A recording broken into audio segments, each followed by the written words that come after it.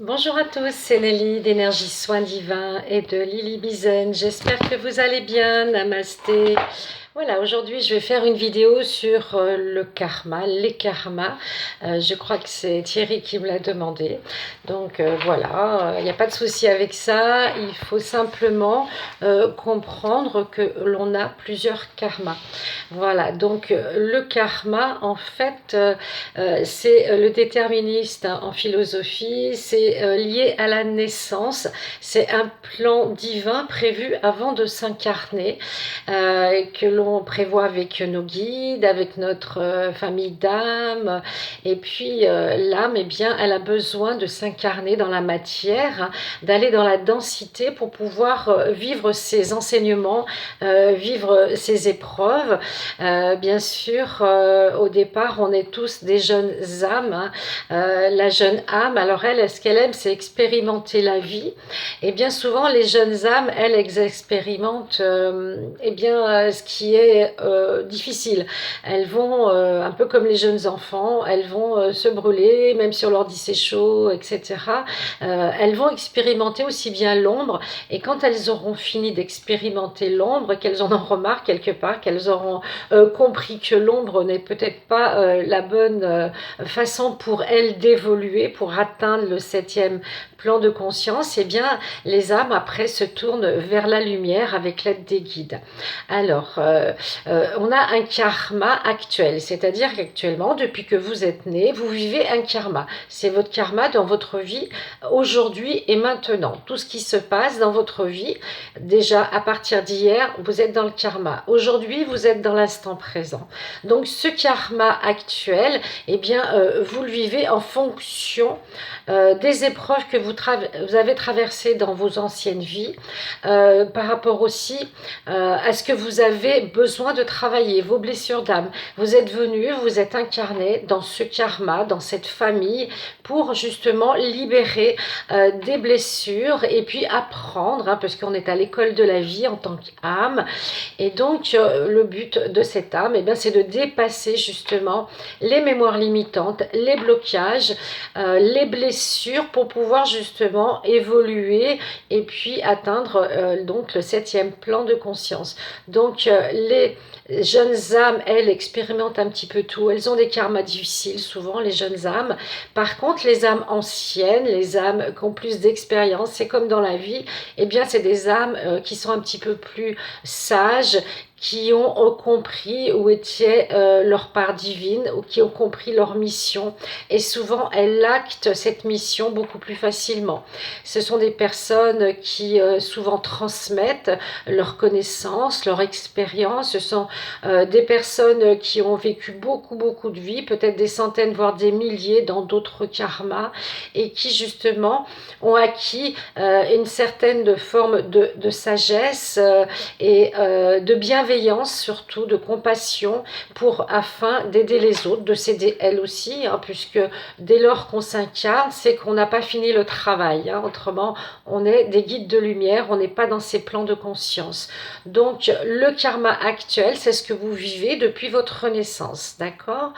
Le karma, si vous voulez, antérieur, où on va dans les vies antérieures, eh bien, c'est toutes les vies, toutes les expériences que vous avez vécues auparavant.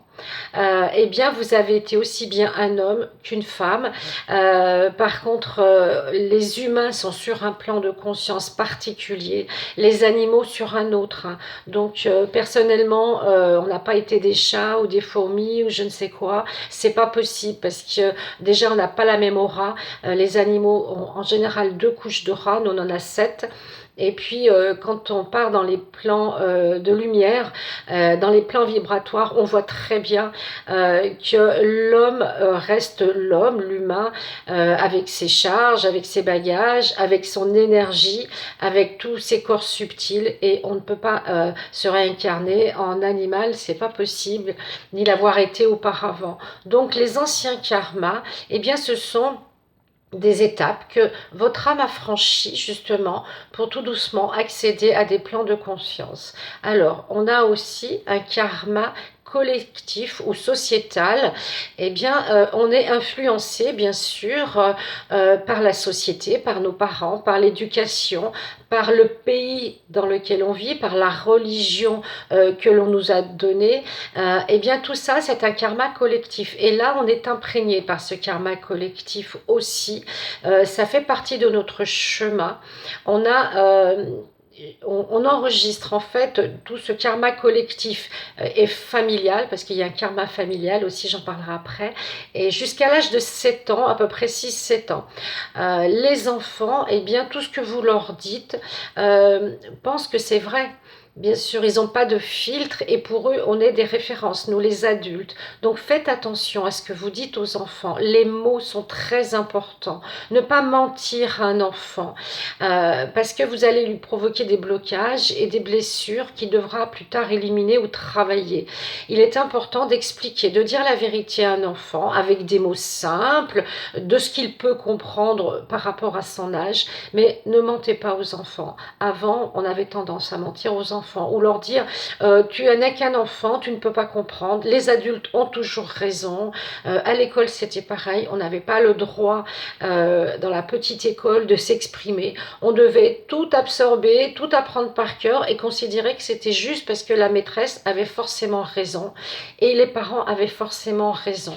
Donc maintenant les enfants sont beaucoup plus ouverts, beaucoup plus éveillés, ils sont capables de comprendre certaines choses et de faire la part des choses. Après 7 ans, ils ont un esprit critique. Ils peuvent se permettre de dire ben ça me convient, ça me convient pas, ou pourquoi dans cette situation vous avez agi comme ça, moi j'aurais fait autrement.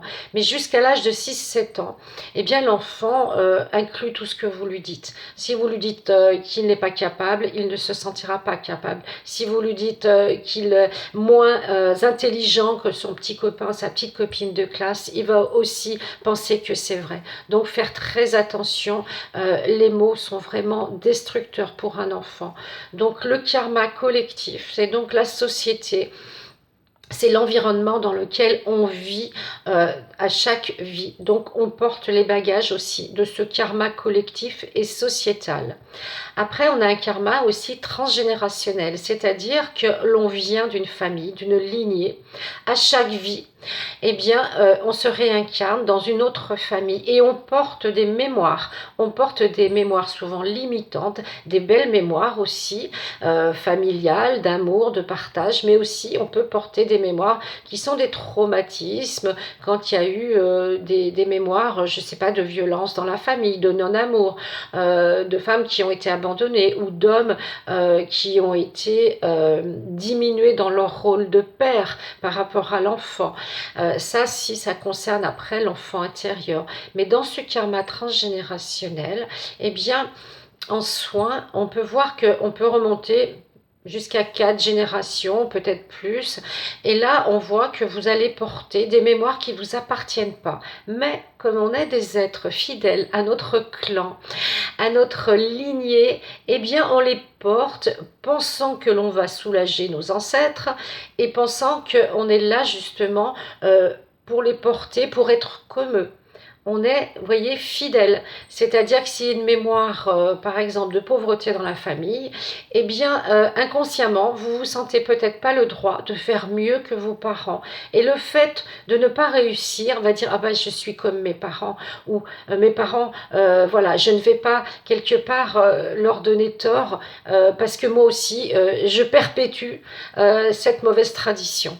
Quand c'est des bonnes traditions, c'est très bien, mais quand c'est des traditions vraiment de vœux de pauvreté, de chasteté, des mémoires religieuses, d'être malheureux en amour ou d'être délaissé, de ne pas trouver la bonne personne, le partenaire, et que vous répétez tout le temps le même schéma. Allez voir dans vos ancêtres, allez voir vos parents, vos grands-parents, comment ils ont vécu, leur histoire de couple, et peut-être que vous verrez que inconsciemment vous reproduisez. Vous savez, souvent il y avait une étude il y a quelques années, les enfants de parents divorcés, et bien souvent divorcés eux aussi.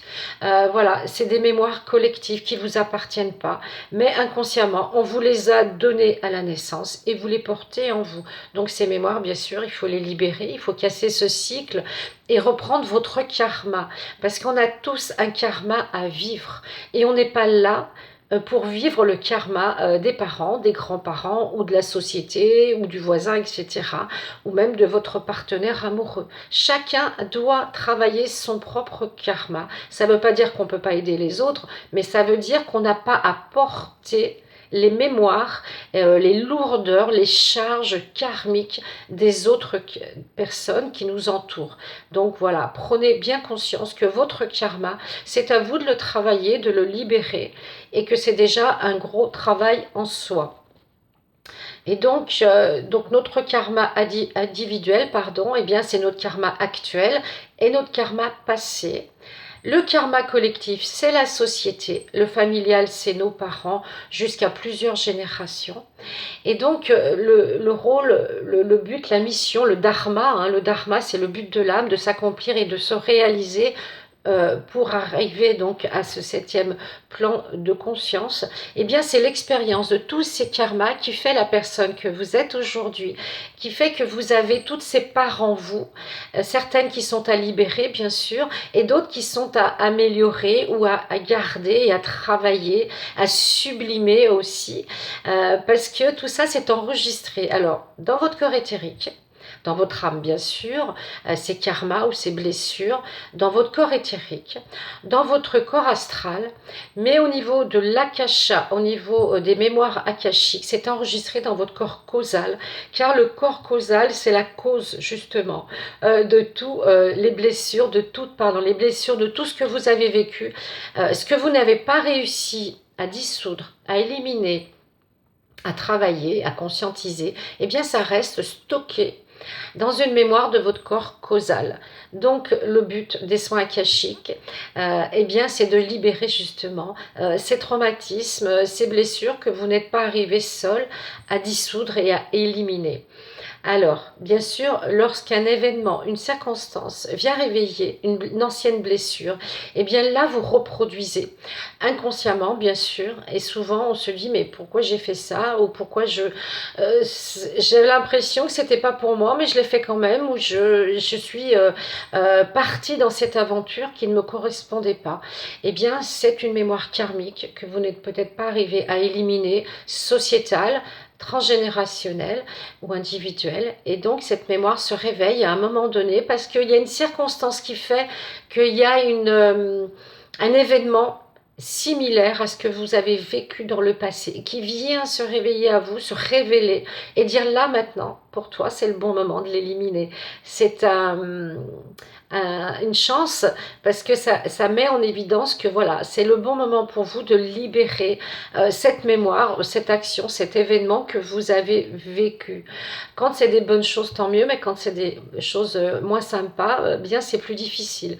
Donc là, eh bien, il faut faire des soins akashiques, des soins karmiques pour justement pouvoir libérer ces mémoires. Il y a aussi le travail de l'enfant intérieur qui est important parce que ce petit enfant, il est au cœur de votre âme et il porte des blessures lui aussi qu'il n'a pas éliminées, qu'il n'a peut-être pas compris dans cette vie, et donc vous êtes là pour l'aider, pour le libérer tout simplement, pour alléger cet enfant intérieur et reprendre, je dirais, le contrôle de votre karma pour justement atteindre par la suite votre dharma. Donc il y a des lois, des cycles, et le libre arbitre est là bien sûr, et on choisit comment faire ce chemin, on choisit la durée, on choisit les moyens, et pour explorer d'autres chemins, on a notre libre arbitre. Mais n'oubliez pas que de toute façon, l'âme doit accomplir son dharma. Donc peu importe les moyens ou les chemins que vous allez emprunter, et si vous vous sentez prêt à le faire, de toute façon, il faudra le faire. Donc ce que vous n'avez pas fait dans cette vie, eh bien, vous le ferez dans la prochaine, et ainsi de suite. Il n'y a pas de limite de temps. L'âme n'est pas limitée dans le temps, puisque l'âme, elle est éternelle. Seul le corps physique meurt, l'enveloppe charnelle. L'âme a besoin d'un corps physique pour s'incarner, pour réaliser son dharma. Et donc, si vous n'arrivez pas dans cette vie, c'est pas grave. On n'est pas dans une obligation de résultat, c'est pas une compétition. Par contre, si vous trouvez la bonne personne pour vous aider, si vous avez vraiment envie d'avancer, eh bien, d'améliorer votre vie, votre karma actuel, eh bien c'est peut-être que c'est le bon moment pour vous de libérer vos anciens karmas et de partir dans quelque chose de plus léger, de plus fluide. Et on le sent vraiment très rapidement. Une fois qu'on a libéré, eh bien la personne, 2-3 jours après, voit déjà des améliorations, des changements, aussi bien dans son corps physique, hein, ça peut être sur la santé, le sommeil, la digestion, peu importe, dans son corps aussi émotionnel, puisqu'on est des êtres émotionnels et on a besoin de libérer des émotions pour pouvoir justement ouvrir les champs du possible. Dans votre corps mental, lui, il est là pour vous laisser dans votre zone de confort. Lui, il veut surtout pas d'amélioration, surtout pas de changement. Il veut rester dans le connu. Et pour libérer, bien sûr, par la suite, une fois qu'on a libéré ces 3 corps, eh bien, on libère le corps spirituel qui ne demande justement qu'à s'ouvrir, qu'à s'épanouir pour vous réaliser dans votre mission, peut-être celle de faire des soins, de pratiquer les énergies, tout ce que vous avez envie de pratiquer. Il n'y a pas de limite. Vous êtes des êtres illimités et divins. Donc, ne pensez pas que vous êtes que des êtres physiques. C'est une limitation de votre pouvoir. On a toujours vécu comme ça, on nous a toujours appris qu'on n'était que des êtres de chair et de sang, mais c'est pas vrai, on est des êtres énergétiques, avec plein de capacités, plein de dons qui ne demandent qu'à se travailler, à les faire travailler, à s'ouvrir. Bien sûr, ça ne se fait pas du jour au lendemain, c'est un chemin, c'est une évolution, une ascension que l'on fait tranquillement, à son rythme, mais une fois que c'est commencé, que c'est acté, je peux vous assurer que ça va beaucoup plus vite depuis 2012, hein, depuis qu'on est dans l'ère du Verseau. Et là, on peut vraiment libérer plein de choses. Et puis après, vous ouvrez les champs du possible. Après, tout est ouvert pour vous. Et c'est à vous de sentir ce qui vous appelle, ce qui vous anime, ce qui vous met en joie et quelle est votre mission de vie. Voilà. Je vous souhaite une très belle journée. Je vous dis à bientôt. Namasté.